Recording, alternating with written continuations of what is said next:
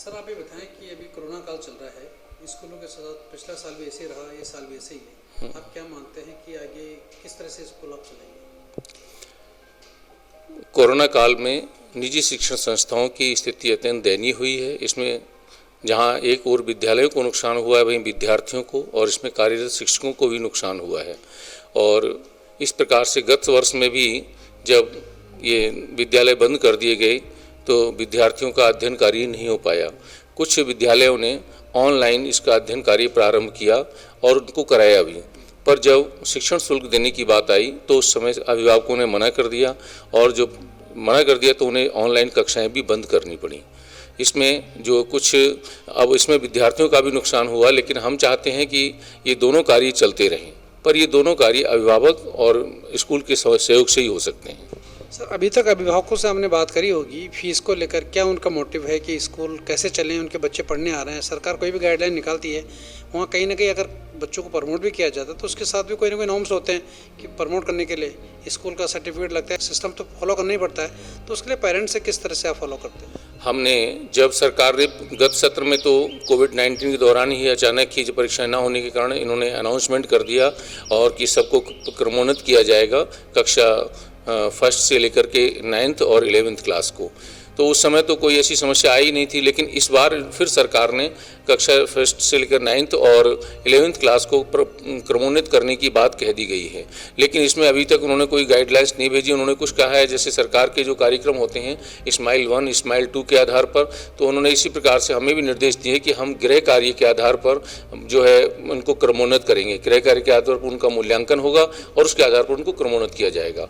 पर इसमें जब अभिभावकों से हमारी बातचीत हुई तो हमने मैसेज भी ग्रुप में डाले अभिभावकों के लिए, कुछ अभिभावकों को बुलाकर उनसे बात भी की, तो वो जो है फीस देने के लिए तैयार नहीं है, क्योंकि कक्षा 1 से 5 तक का जो विद्यार्थी हैं वो स्कूल नहीं आए, और कक्षा 6 से 8 तक के भी 2 महीने करीब विद्यार्थी आए। तो उस दौरान उन विद्यार्थियों को जैसे ही शिक्षण कार्य शुरू हुआ 2 महीने, और जब फीस लेने की बात देने की आई उसी समय कोरोना लग गया, तो उनकी भी वो फीस भी नहीं आ पाई।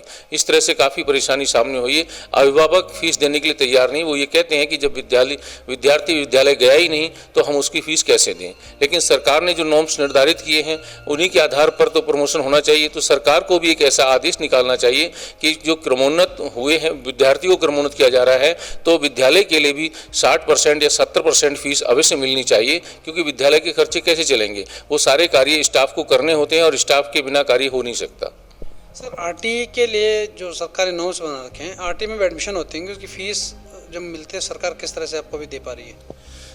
आरटी के अंदर जो प्रवेश दिए जाते हैं तो वो विद्यालय में जो सीटें होती हैं विद्यार्थियों के एडमिशन की, उसके 25% विद्यार्थियों को एडमिशन दिया जाता है, और 25% विद्यार्थियों का जो खर्च है, जो पुनर्भरण राशि है, वो सरकार द्वारा वहन की जाती है, जिसमें 60% राशि केंद्र सरकार द्वारा दी जाती है और 40% राशि राज्य सरकार द्वारा दी जाती है।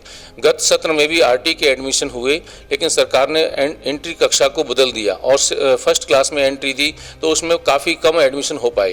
परंतु वो एडमिशन तो हो गए और स्कूलों ने अपने पोर्टल पर भी चढ़ा दिया, एसआर में भी उसकी एंट्री कर दी, पर सरकार के द्वारा उसका वेरिफिकेशन नहीं हुआ और इस कारण से हमको उसका भुगतान भी नहीं किया गया। सत्र पूरा चला, इसके बाद हमारे जो आरटी के बच्चे हैं वो कक्षा 6 और 7 तक भी पहुंच चुके हैं, और सरकार द्वारा जो दिए वो बच्चे वो पढ़ रहे हैं, तो उनको स्कूल खोले गए तो उनको पढ़ाया भी गया, पर सरकार ने अभी तक सत्र 2020-21 का भुगतान अभी तक नहीं किया, ना ही कोई किसी प्रकार का उन्होंने वेरिफिकेशन किया है। तो इसलिए हम चाहते हैं, क्योंकि अगर आरटी का पैसा भी मिलता है, करीब हमारे हर विद्यालय में लगभग काफ़ी विद्यार्थी आरटी के अंदर अध्ययनरत हैं, अगर आरटी का भुगतान भी होता तो स्कूलों को आर्थिक सहायता मिलती और उससे उनकी संचालन में सुविधाएं होती। इस सत्र में फिर सरकार ने जो है आरटी में प्रवेश की प्रक्रिया प्रारंभ कर दी गई है, अभी डेट को थोड़ा आगे बढ़ा दिया गया है मई में, लेकिन इस प्रक्रिया से पहले सरकार को चाहिए कि जो गत सत्रों का आरटी का भुगतान बकाया है, पहले उन सत्रों का भुगतान किया जाए, तभी नई प्रवेश प्रक्रिया प्रारंभ की जाए। विद्यालय हमेशा सरकार के साथ रहे हैं और उन्होंने पूरा सहयोग किया है कि हम आरटी में भी एडमिशन देंगे, लेकिन हमारा आरटी का भुगतान तो 2-2 साल तक नहीं मिल पाता है, तो ये आर्थिक व्यवस्था कैसे चलेगी। इससे विद्यालय जो है की स्थिति बहुत खराब हो जाती है।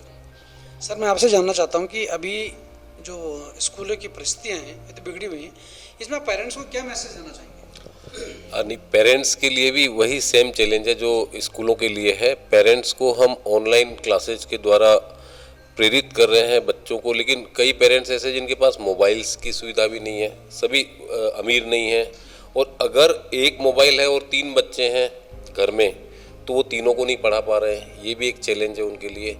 हम कहीं ना कहीं पे एपिडेमिक की सिचुएशन है तो वहाँ कोऑपरेट करने के लिए ही हम संदेश देना चाहते हैं। हम चाहते हैं कि जिस तरह से पेरेंट्स के लिए उनके बच्चे इम्पोर्टेंट है, हमारे लिए भी वो उतने ही प्रिय है, पर हमारा स्टाफ जो है उनके घर परिवार भी है, उनकी भी जिम्मेदारी है, तो कुछ ना कुछ वो स्कूल को भी कोऑपरेट करें, फीस वो दें ताकि हम उन्हें जो सेवाएं हैं वो कंटिन्यू रख पाएँ और ये जो हमारी सामाजिक ताना बाना है ये बना रहे।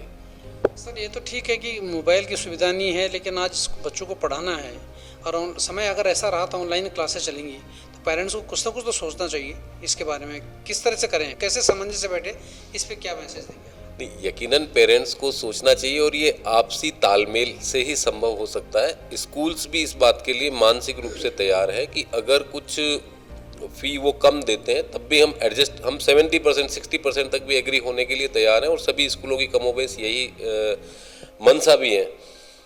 जहाँ कोई मजबूत स्थिति में होता है वो 100% भी वसूल कर लेता है कि भाई हम आपके बच्चे को नहीं रखेंगे, और जहाँ पर हम कोऑपरेट कर रहे हैं वहाँ पर पेरेंट्स 0% यानी 10% भी देने के लिए तैयार नहीं है कि हमारा बच्चा तो स्कूल में आ ही नहीं रहा तो हम ऑनलाइन के लिए क्लासेज के लिए पैसा नहीं देंगे। तो इसके लिए उन्हें जागरूक और जिम्मेदार होना चाहिए और हमें कोऑपरेट करना चाहिए। ये आपसी तालमेल से ही कंटिन्यूटी बनी रह पाएगी। सर अभी एक स्कूलों का एक संघ है, पेरेंट्स का एक संघ है, जिनसे बात हुई थी मेरी, उनके संयोजक से बात हुई, उन्होंने ये कहा कि स्कूल मतलब एक उदाहरण ऐसी बनी हुई है कि स्कूल एक बड़ा इंडस्ट्री बन गया है। तो आपको क्या लगता है कि वास्तव में एजुकेशन एक फैक्ट्री की तरह चल रहा है आज की डेट में? ये बहुत ही विचारणीय है और बहुत इसमें डिस्कशन किसी भी तरह से किया जा सकता है। लॉजिक अपने अपने पेरेंट्स के अपने, स्कूल्स के अपने। हम जिस संगठन से जुड़े हैं और जिन हालातों में हम अपने स्कूल्स को देख पा रहे हैं उसके अकॉर्डिंग हम लोगों ने करोड़ों रुपया इन्वेस्ट किया हुआ है और वो एक सेवा कार्य के साथ में हम कर रहे हैं। हम दूसरे सोर्सेज से भी कहीं ना कहीं पे पैसा बना के अपना घर परिवार चला रहे हैं और स्कूल्स को हम सेवा कार्य के रूप में कर रहे हैं, जिससे हम कंट्रीब्यूट कर सके सोसाइटी को, क्योंकि शिक्षा दान एक बड़ा दान है। और उसी मानसिकता के साथ हमारे साथी स्कूल्स हैं वो इस सहयोग को कर रहे हैं। पर कुछ इंडस्ट्री के रूप में बड़े स्कूल्स हैं जिनको गवर्नमेंट ने अपनी लैंड जो है वो बहुत सस्ती रेट पे दी है, उनको लोन्स बहुत सस्ती रेट के ऊपर मिल जाते हैं और गवर्नमेंट से और भी कई तरह की फैसिलिटीज उन्हें मिल जाती है और वो 100% फ़ी वसूल करते हैं बड़ी रेट्स रख करके भी। तो हो सकता है वहाँ उन्हें कोऑपरेट करना चाहिए। हो सकता है उस तरह के जो पेरेंट्स के साथ अनुभव हैं वो कटु रहते हैं तो वो ऐसा बोल सकते हैं, लेकिन सब ऐसा नहीं है। स्कूल्स में आप देखेंगे तो जो गुरुकुल पद्धतियाँ थी उसको फॉलो करते हुए हमारे बहुत से स्कूल के जो साथी संचालक हैं वो उसी मानसिकता और भाव के साथ में कंट्रीब्यूशन के लिए कर रहे हैं कि ये एक सेवा कार्य है। अब पेरेंट्स को इस बात को समझना चाहिए और हम यही चाहते हैं कि वो इसे समझें और हमें सहयोग करें, हमारी संस्थाओं को सहयोग करें। सर अभिभावक संघ चाहता है कि कोई संवाद की बात की जाए कि पेरेंट्स और स्कूल संचालकों के बीच में कोई सामंजस्य बैठे कि ये जो समस्या है इसका हल निकले। इसके लिए क्या आप इसके लिए तैयार होंगे? अभिभावक संघ चाहता है कि पेरेंट्स अभिभावकों के साथ उनका संपर्क बनाया जाए, संवाद बनाया जाए। हम इस बात से सहमत हैं, लेकिन मैं इस संबंध में एक बात कहना चाहूँगा कि वो जिन विद्यालयों के अभिभावक उसमें शामिल हैं वो 10% या 5% स्कूल ही हैं जिनके अभिभावक उसमें शामिल हैं और वो जागरूक भी हैं, वहाँ पर फीस भी चुका रहे हैं, उनके साथ संवाद हो भी रहा है। लेकिन जो हमारे 95% स्कूल हैं, RBSC स्कूल के हैं, उनके साथ ना तो अभिभावक जागरूक हैं, स्कूल वाले खूब प्रयास कर रहे हैं, विद्यालय वाले, और अभिभावकों को बुलाकर बात भी करते हैं, उन्हें प्यार से उसको समझाते भी हैं, पर वो अभिभावक मानने को तैयार ही नहीं होते कि हम जो है फीस देने के लिए। वो कहते हैं हमारे बच्चे गए नहीं तो हम फीस क्यों दें। लेकिन ये बात तभी बन सकती है जब हम मिलकर के आपस में बातचीत करें और हमारा संगठन पूर्ण रूप से तैयार है इस बात के लिए। अगर कहीं जो अभिभावक संघ हमसे बात करना चाहता है तो हम उसका पूरा सहयोग करेंगे, इसमें कोई दो राय नहीं। अभी कोरोना चल रहा है, इसके लिए क्या संदेश आप अपने बच्चों को और पेरेंट्स को देना? कोरोना काल चल रहा है और बहुत ही विकट विषम परिस्थितियां हैं। इस समय में सबको सुरक्षित रहना अति आवश्यक है।